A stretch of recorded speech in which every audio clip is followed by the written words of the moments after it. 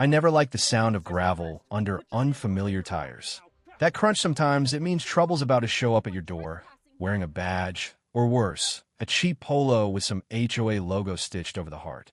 And the funny thing is, if you told me a year ago I'd be spending my retirement squaring off against a bunch of suburban power trippers, I'd have laughed and told you I'd already fought all the fights I ever needed to. But life's got a mean sense of humor. So let me just tell you what happened, and you tell me what you would have done. Because I swear, there were days I felt like I was in a bad movie, and other days I just wanted to go back to sipping coffee on the porch, counting the loons on the lake, pretending the world could leave me alone. Picture this. I'm living out by Lake St. Mary, a house built in '48, all old pine and creaky floors, the kind of place that smells like wet leaves and would smoke. Retired. The lake's mine and mine alone, or so I thought. My mornings are quiet. I drink coffee out of a mug that's seen better days. The fog lifts, the sun comes up, and I just sit and breathe. That's all I ever wanted. But peace never lasts long when money starts sniffing around, does it? One morning early, two early 3 black SUVs roll up my gravel turnoff. No warning, no phone call, just the kind of entrance that says, "We're not here to make friends." I peek out the curtain, and sure enough, they're branded up like funeral cars Millwood Reserve HOA. Oh, they brought clipboards, too. Like the paperwork's going to make them legitimate. Now, I don't step out. I just watch. They get out, 3 of them clipboard guy, photographer, and some other suit who makes a beeline for my dock. They don't ask, don't even look up.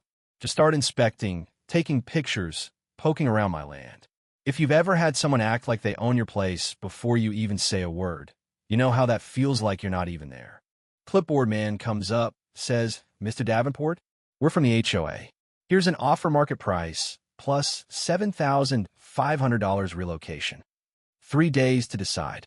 Smiles, real plastic, like he expects me to thank him. I tell him, flat out, "You've got about 30 seconds to leave." I didn't bother taking the folder. Didn't even reach for it.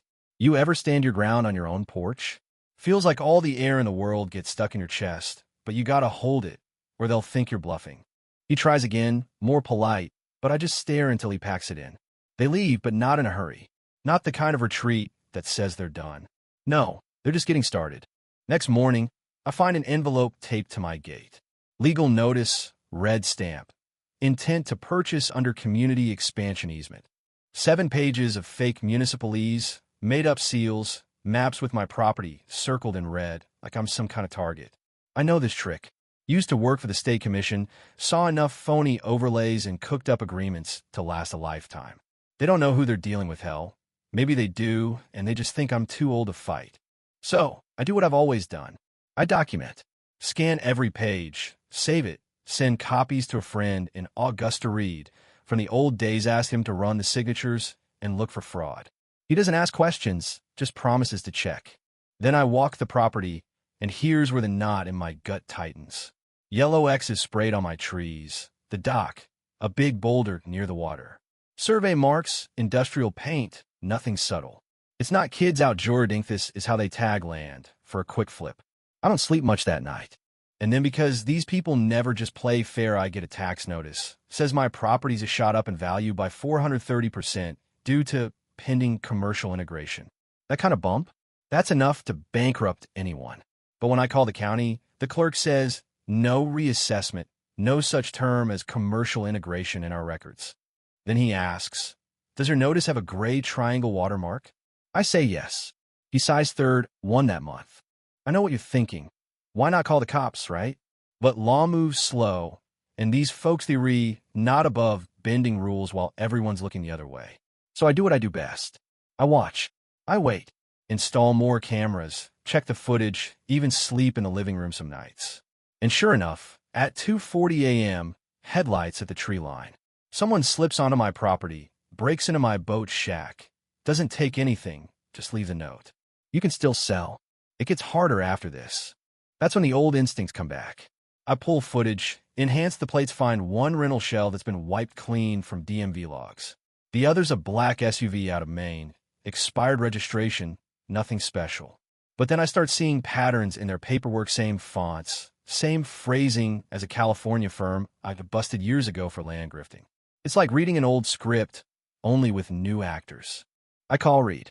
He finds one of the names, Cal Marin, ex-realtor with a record for document falsification. Another guy, Brady Ellison, turns out to be the HOA vice president's son. And the third, Ray Carpelwell, he's a special case. 2 years for property fraud up in New York, pretending to be a zoning inspector. These aren't just HOA types. This is a freelance team pretending to be legitimate, running scams for a cut. But they're getting desperate. Suddenly, Department of Environmental Protection shows up at my door, saying there's been a complaint chemical runoff, pesticide storage by the water. I show them around, let them do their job. They find a barrel under the dock, blue plastic, tucked behind a tarp. I sure as hell didn't put it there. They run a test empty. I ask them to check for transfer marks, and sure enough, there's fresh scuffing. Later, I pull Food Together's my guy, HOA logo on his hoodie, rolling the barrel into place at 4 in the morning. You get the picture now? They're planting evidence, trying to build a case to force me out. That night, local blogs start running leaks about environmental risks, pinning public access, you name it. My name's not there, but it's clear enough. I'd had enough. My friend Sandria Sharp, lawyer, tough as nails, helped me draft an anonymous leak. Right back at them. Fake memo, looks like it's from the HOA board, talking about selling the lakefront to foreign investors. Drops a few hot-button phrases, just enough to get tongues wagging. We plan on a nosy local blog. Within hours, the HOA chats in meltdown. They're calling emergency meetings, looking for leaks, starting to turn on each other. Sometimes you just have to poke the hornet's nest and step back. But even with the pressure on, they keep pushing. Another day, a voicemail, no caller ID. Keep throwing dirt, you'll choke on it.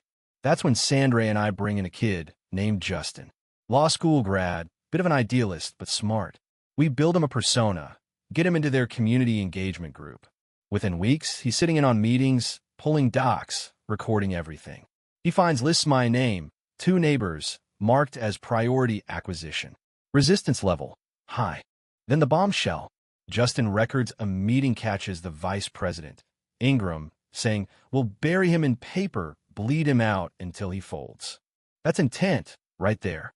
I gather every fake document, every threat, the planted barrel, the tax notice, the video of trespassing, everything. Sandra files suit. Harassment, fraud, conspiracy to mislead, you name it. We even send copies to the feds. Millwood responds counterclaim, calls me a troublemaker, accuses me of stoking anti-foreign hysteria. Goo. The judge, though, he's not amused. Here's the recording. Sees the lab results from the planted barrel. Looks at the fake tax doc, the false reassessment. Case is referred to the state attorney general and the FTC. That's when it blows up. Local papers run stories, lakefront owner fights back against HOA. Then it goes national, HOA mafia busted. Front page, my porch on TV, people calling me the Lakefront 3 with my neighbors. The fallout? State audit finds Millwood's board fabricated shell companies, laundered buyouts, forged at least 17 documents. President resigns in disgrace, mugshot in the papers, pearls strung too tight around her neck. The vice president flips, testifies, takes a suspended sentence. The fraud guys go to prison. HOA gets dissolved, assets seized, settlement paid out to every plaintiff. You want to know what peace feels like? It's the first morning after the final hearing, walking out to the dock, hearing nothing but birds and water, no engines on the road. I put up 2 new signed stainless steel, bold letters. Private property. No HOA negotiations. Trespassers prosecuted. No warnings. The lake's quiet. No more letters. No more threats. Sandra stops by, sits on the porch, drinks coffee with me, says she's got another fight in Oregon next. Justin, the kid, gets offers from 3 law firms. I tell him, take the one that scares you the most, it's always the right one. Me? I do one last thing.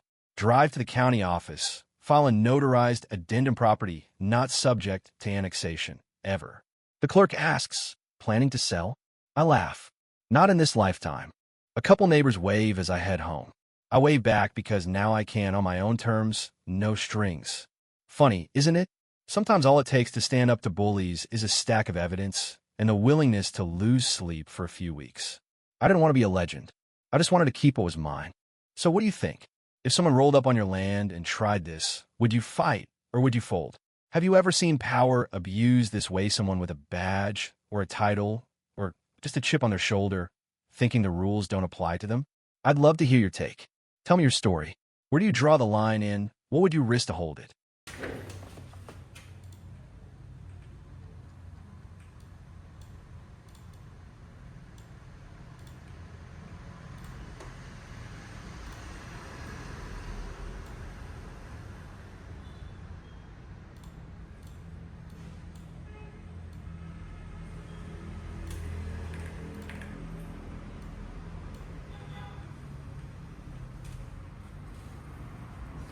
Cảm ơn tất cả các bạn đã xem video.